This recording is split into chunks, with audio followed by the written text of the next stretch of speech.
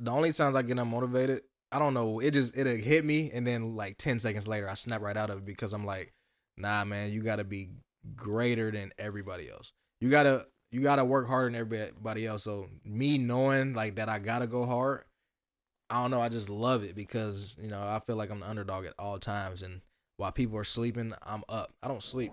Dreamers Welcome Podcast.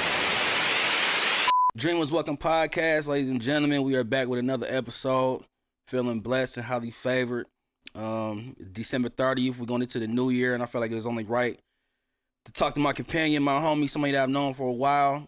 He on his entrepreneur shit, and just overall, man, he just somebody that I seen progress, and I'm blessed to have him here. And I know y'all gonna enjoy the story, ladies and gentlemen. We got Chef Dane in the building. What's up, big dog? What's going on? I'm coolin'. How are you? How you feeling going into the new year? Man, just blessed, man. Just blessed.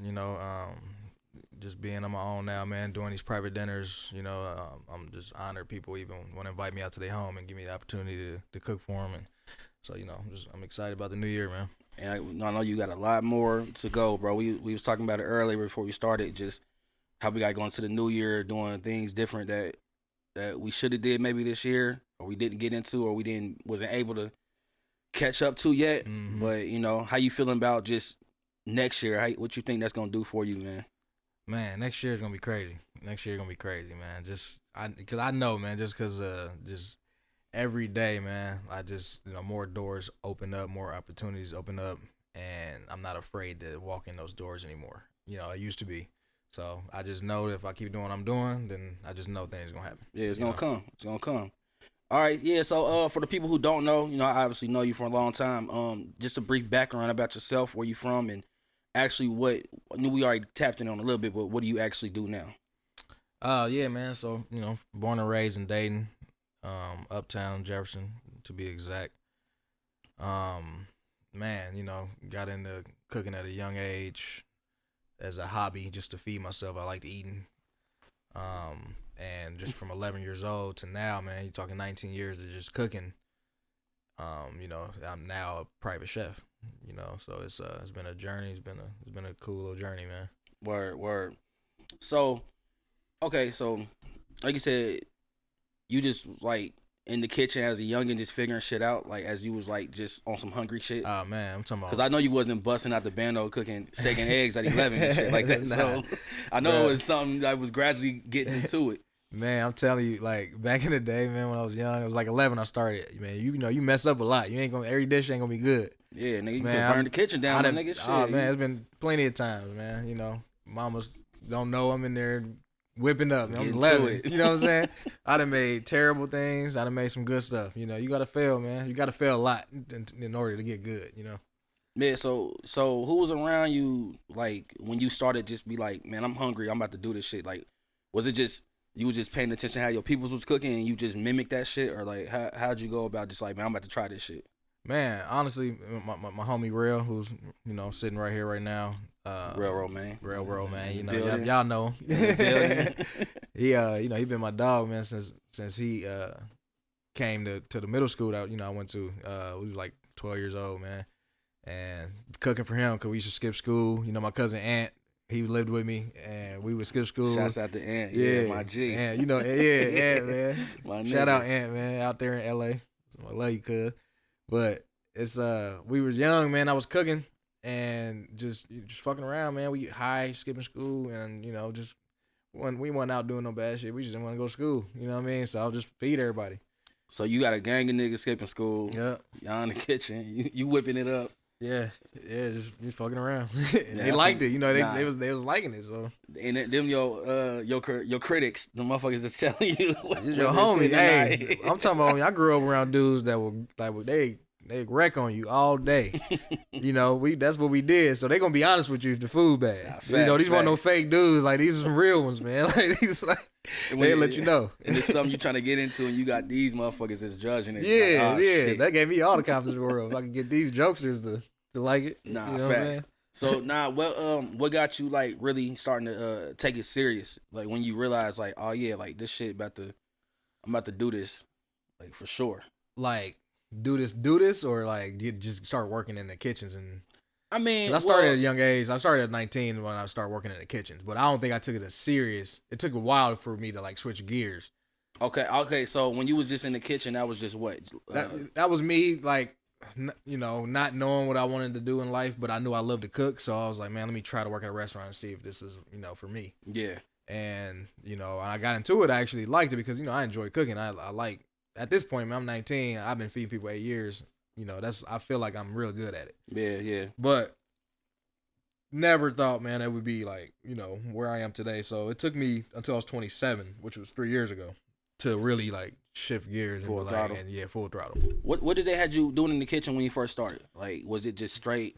Man, they put me on the line and they put me on the fryers. So I learned how to work the fryers, man. And I'd say the fryers, man, skill wise, it's decently easy. It's just a lot of paying attention so you don't overcook things. But you're dropping stuff in grease, so it's not like you're on the grill and you know what I mean. So I got to the grill eventually and like the saute station, and that's where the creativity comes in. That's where the skill comes in. You making sauces to order and stuff like that. So that's the specifics. Yeah, exactly. Yeah, you're not just dropping the basket in some grease. You really got to flip that meat at the right time, where you will overcook it and stuff like that. So yeah, I kind of worked my way up the line, and I ended up running that kitchen like a year after I started. Word. So let's talk about the transition from cooking and being a chef. Explain to me the difference. So being a cook, you are pretty much on the lower scale of the hierarchy. And you pretty much, you're usually assigned a station, so that's what you do. That's if you work salad station, you make salads. You're doing short order stuff, and depending on what the place is, some of that stuff is already just blueprinted for you, so it's made to be easy. It's almost just like dummy proof because it's like they got these cards where you like, this is what you do, this is what you do, this is what you do. Right. And that's what you just repeat. Step, ingredients, right? Everything. Those are like short order cooks, just stuff like that. Yeah. Being a chef, man, it's different. It's creativity's involved, a lot of thinking, a lot of numbers. It's just more to it. It's more creativity. You gotta use your brain. It's just different, man. You create dishes. We was touching on it too before. You were explaining the artistry behind being a chef. Yeah. To the people who don't know, that might not see being a professional chef is actual art. Explain to them, like, why is it an art?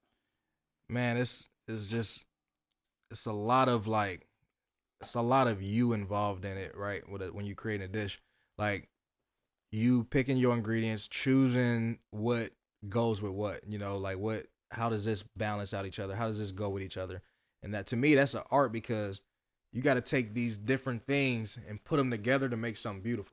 Right. You know what I mean? So presentation when it comes everything. to colors, going against colors, right? And all that matters though. All that matters. Yeah. Yeah. You can't put brown on brown on brown. You know what I mean? Like, that people are like, that'll fuck me up now. Thinking about it. Exactly. Brown steak, brown ass mashed potatoes and gravy. Exactly. Yeah. So with me, man, like I want to make it visually appealing to you. So it's just, I feel like it's just an art, man. And then when you cook it, you got to cook it perfectly. You know what I mean? You can't just cook. It's perfect. It's like bringing it out at the right time. At the right time. Man, I'm talking about everything. Nigga, I try to do that shit on home meals, nigga. Yeah. Nigga, that shit. Yeah, man. Nah, I throw it in the microwave. Right. Man, what the fuck? Like, this shit fresh up, man. It's still good. Exactly. Yeah. So, influences, man. Influences, whether it's personal or worldwide or what we see. Who influenced you or motivates you, to keep going at your craft and to keep building at it? Number one is my mom, for sure. Word. She, my mom was just, man, she's a hustler, man. Like, she worked her ass off. She still do to this day, raised me by herself. So just seeing that, and then my homies around me, you, Rail, Mike D, just people who went out and just wanted to believe in themselves and just not fall in the line of just working for somebody and man, taking orders every day because that ain't who we are. It's bullshit. It is. It's bullshit, man. Like, seriously, I learned that shit at an early fucking age. That's bullshit. But go ahead. I'm sorry. Yeah. So just being around people who because all y'all did it before me. All y'all went on your own before me. Y'all y'all bosses, man. Like, this is y'all run the show. So I just quit my job in June. But I always had the mentality. Yeah, it's never too late. It's never too late. I'm 30 years old. It took me until my 30th birthday when I quit my job. So, but I just knew I had it in me, and I could believe in myself. So, but seeing y'all believing in yourselves and putting yourselves out there like that, that's motivational. Yeah, I said fuck the safety net early on, and it might have been a dumbass decision at the time I did it. Mm-hmm. But I got to the point where it was like, damn, I'm too deep in to just kind of like, oh shit, let me double back. Exactly. So that's why, to me, because I had moved out of Ohio when I was 21, right, and that was really me just feeling like, man, fuck it, like I'm not about to be no Walmart greeter at 60, right? Exactly. Shit like that. Exactly. So I seen a lot of shit early on that just segued away my mind. I was just like, nah, bro, like it's more to this shit. And then once you jump off the porch and do more shit, it keep you going on your craft. Yeah. And I'm glad to be some type of inspiration for you to do that. We all just damn near did at the same time. Just made our own decisions of life. So yeah, for sure. And I mean, at the time when you did it, shit, it felt like perfect timing. With a lot of shit you got going on with it. Man, I'm a believer in energy and vibes, and something told me. You know what I mean? Like it's the first time I ever felt like I should just quit. And just do my own thing, believe in myself. So yeah, it was perfect timing because that's when I felt it for the first time. So, because that was my next question too. So that's just what made you that's what made you start to take it more serious as a chef. Once you just kind of you just was ready to say fuck it. You was tired of answering to people, or you just man, yeah, it got to a point where I just like when you start like you feel like you losing your soul or you like losing your passion or whatever for something. That's when it ain't right. You know what I mean? So I start feeling like that, and I ain't never felt like that. Yeah, I was miserable. I ain't want to go to work. Yeah, bro. It was just like, man, I feel like you ain't want to go to work to do the shit that you love to do. You know what I mean? Doing it. Exactly. Yeah, I was going through that shit, bro. Yeah. And so that feeling just took off, and you just was like, man, fuck this shit.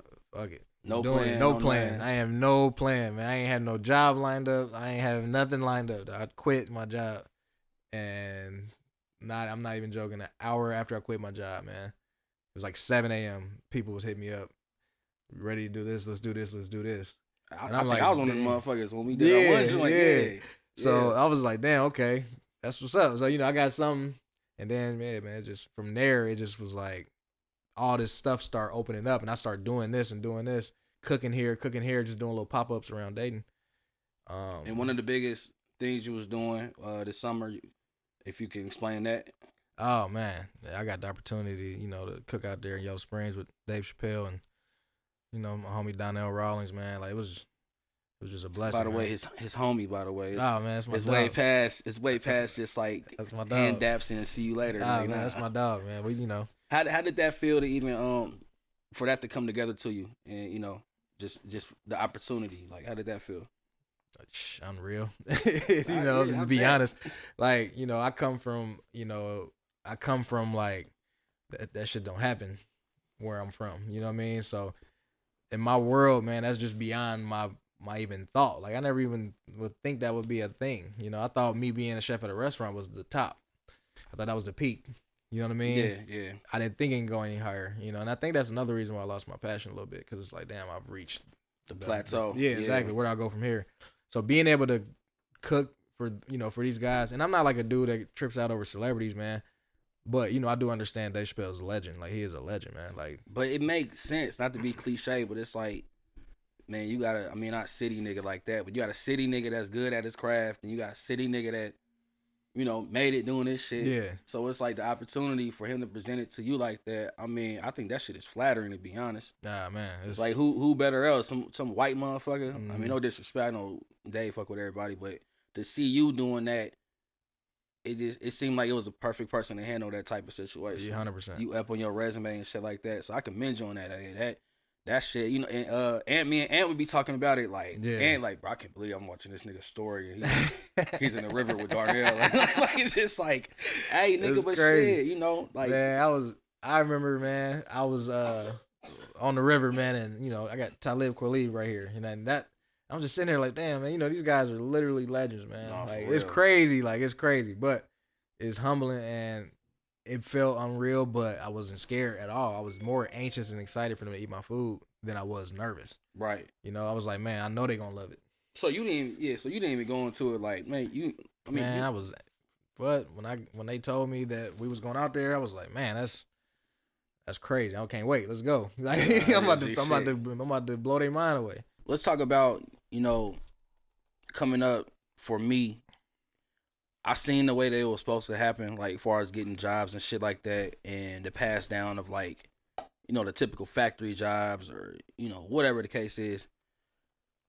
How was it for you to see how your peoples was like working and everything like that, and then for you to actually feel like that's something I don't want to do, like basically like you going against the grain of it. Yeah, I think for me, as I've never been a fan of just working for somebody and then just taking orders and just like they keep you here. You know what I mean? They keep you like low. Mm-hmm. You can't really reach nowhere higher when you work for people, man. So that never was attractive to me. Like I was always like, man, I don't want to do that for the rest of my life.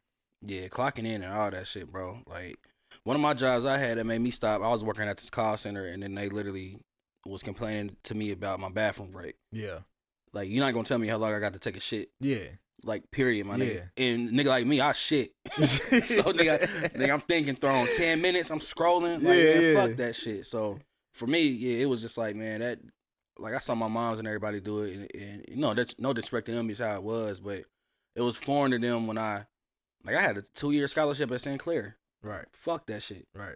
Nigga, I don't give a fuck about this shit. Like, man, to me, man, if the shit don't feel right to me, I just can't do it. And people who do go against their feelings, I get it if you fearful of that shit, but at the same time, it's like, man, that shit ain't worth it in the long run. Like we were just talking about it, bro. It's miserable to do something that you don't want to do.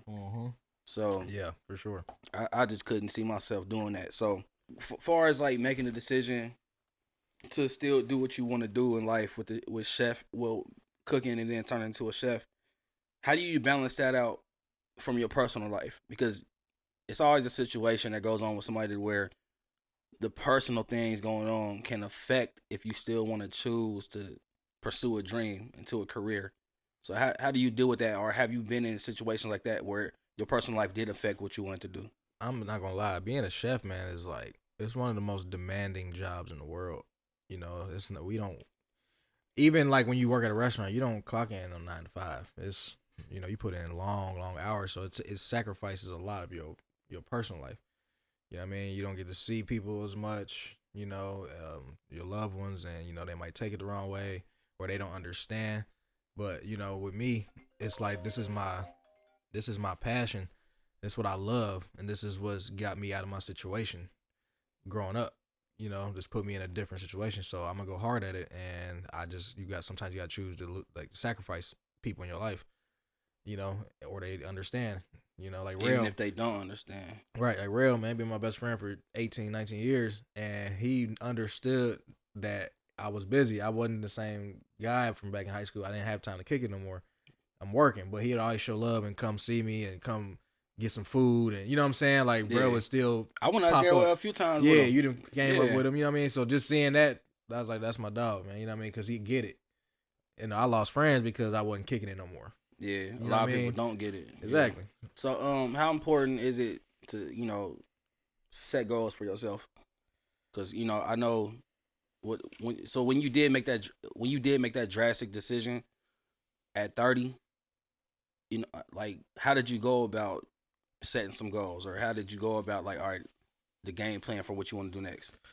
Man, I just knew that I got a lot of support in my city because a lot of people show me love, man, and come out and try my food. So I just knew that I just need to start cooking somewhere. When I quit my job, I had no plan. So I was like, I just need to be able to get somewhere where people can get my food. So, I found a situation where I was able to post up downtown in the Oregon district and be able to cook. So from there, like, my whole goal was like, okay, well, I found a place. Let me just keep coming here and being able to like feed people at least once a week. You know what I mean? So we would go out there, me and Rail, man, set up, and once a week, and everybody show love, man. Food was selling out. Like, it was just a beautiful thing. So that was my whole goal, because I didn't really think too far into it, because I was just winging it, because I quit my job and I jumped right into something. Right. My first event was 11 days after I quit my job, and I fed almost 500 people. Whew. Like, not easy. What? I ain't never not fed that many easy. people in my life. I've probably fed 200, 300 at one time within 4.5 hours. Yeah, 500. How do you even prep for that? Or did you? Man, we did you prep? Yeah, I prep. Me and my homie Juan and Rail. I had Rail in the kitchen. Man, Rail do not cook. I mean, this man does not cook at all. And I had this man working in the kitchen. Dog. I was like, I need your help. We about to be prepping. Yeah, that actually blew my mind. Man, what he did a whole day with me too. I was like, man, he was in there. Legs was hurting, knees was hurting. I'm like, man, this is the life. You know what I mean? So we was in there the whole day before, man, just prepping everything. You know, so I'm gonna get it done, man. I'm gonna make sure I do what I need to do and spent about 18 hours prepping the day before. Yeah.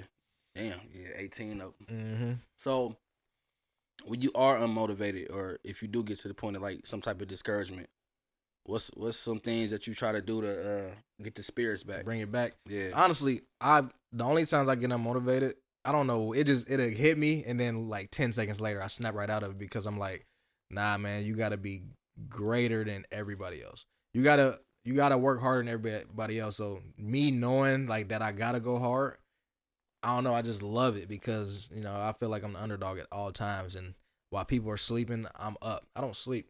Word. I don't sleep. That's how I gotta be. I sleep probably 4 hours a day, man. And I know it ain't healthy, but that's just how I But that's operate. that's how I gotta be. Yeah, exactly. My mind, when I'm up at night, my mind is like, food. What can I do to teach myself something new?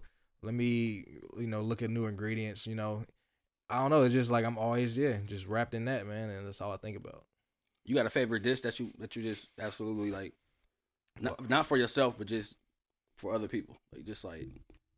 Honestly, no, man. I don't have a favorite dish because I cook so much different food and I don't put myself in a box that every dish is exciting, because I'm excited every time I do a private dinner because I'm excited to make this plate of food, so I don't really have a favorite thing I like to cook. Word. All right, so the transition from when it turned from like the dream to the reality, like when it was just like, all right, like, I mean, you was just talking about the deposits is dropping right now, but yeah, but nah, just explain, like, if you can, when did you notice or feel that transition, like, and not to say money was it, but just the feeling of like, damn, like, man, I got some longevity at this point now, like, this shit ain't going nowhere. Like, do you got a point to where it hit you like that? Yeah, I'd say it was this summer, to be honest with you, when I was like, when it really hit me. When I was out there cooking, in Yellow Springs with the Chappelle summer camp, that right there solidified to me that I can do this long term. When you're in a restaurant, sometimes you get unmotivated because you think this is it. You don't see any cap, or you see a cap, you don't see it beyond that cap, that wall. Right, exactly. Silly. Yeah. So it's like, damn. When I got out and start cooking for these people, it was like, man, I really can take this as far as I want to, man. Because I got there just by grinding and do what I do every day, like. And the fact that I was out there and then they kept bringing me back out there, and I was out there damn near every day, I was like, well, man, this is what I'm meant to do. This is what I'm put on this earth to do. That's probably a crazy feeling. Like you said, you just being around a certain people that, like you said, not being starstruck at all, but just like, man, nah. in the vicinity of like, oh shit, like, man, I'm gonna be honest with you, being around all them dudes out there, like, it's the most inspirational thing I've ever been a part of in my life. These dudes is like, not only are they great and legends of what they do, I'm around the best writers and producers and comedians, and then they bringing out people to do guest appearances on shows and stuff. So I'm like around these super motivational people who are just hustlers, man. They they don't just do comedy. They got so much other stuff going on. Yeah. That you just around it, and that energy is like addicting. You know what I mean? You want to be around these dudes. You want to soak up as much game as you can from these people because obviously they get it. You know what I mean? Yeah, obviously they get it, and they know what they doing. Yeah, I've been blessed to be around a few people, and not to compare, but just to understand that feeling of like, man, y'all niggas got so much more going on, and they still enjoying it, and they still doing what they love to do. Yeah. And you just catch that bug of like, god damn, like, you got to do more. What? It's so much fucking more that you can be, even though you there at the moment because you there for a reason. They picked you for a reason, but Right. it just be like it's exhilarating. Like, Man, oh fuck, it like, put a whole new life into you. You like, yeah, like I gotta go harder. I gotta go even harder now. no, literally, like you Like, said, with no sleep and just no sleep. being one step ahead of Yeah, how you gonna make the finest dish or anything like that. Like, yeah, I understand that feeling because you Yeah. damn near feel not worthless, but just like you ain't doing enough. yeah. Not you literally, but Right, just to no. yourself. I like, say it to myself all the like, time. man, you Like, like, man, nah, you ain't bro. going hard enough. You slacking. You know what I mean? I nah. tell myself that all the time, man. But that brings more characteristic out when you just be hard on yourself Yeah, for and sure. when you know it is. You gotta push yourself, man. You gotta challenge yourself. So what personal changes do you think you made within yourself from the 19-year-old in the kitchen to the 30-year-old that made the decision? What personal changes you think got you where you at now? Confidence, man. Nice. Not being, I feel like a lot of us are hard on ourselves, or like, we get insecure, or like we're not confident about doing something or putting ourselves out there like that. Like, it's scary. I know it's scary. Like, it's scary to just to believe in yourself and be like, no, I'm gonna just do this and take a risk. Because nobody wants to take a risk. Everybody want to play it safe. Mm-hmm. I know that I am a hustler at heart. I know that people love my food, and they remind me of that all the time. So it's like, if I know that I got the support, and if I know what I'm doing in the kitchen, why can't I get out here and figure it out for myself and try to make a way and do some dope shit? You know what I mean? Like, I always just want to do dope shit and not be a part of the norm and just be hiding in a restaurant. You know what I mean? Right. In this big ass world, I just been hiding in one restaurant. Why can't I travel and cook for people and touch people and just give them an experience that they aren't getting? That's my whole thing. Just thinking bigger and put myself out there, man. That confidence, man. That's key. That's dope. I love that. Key, I man. love that answer.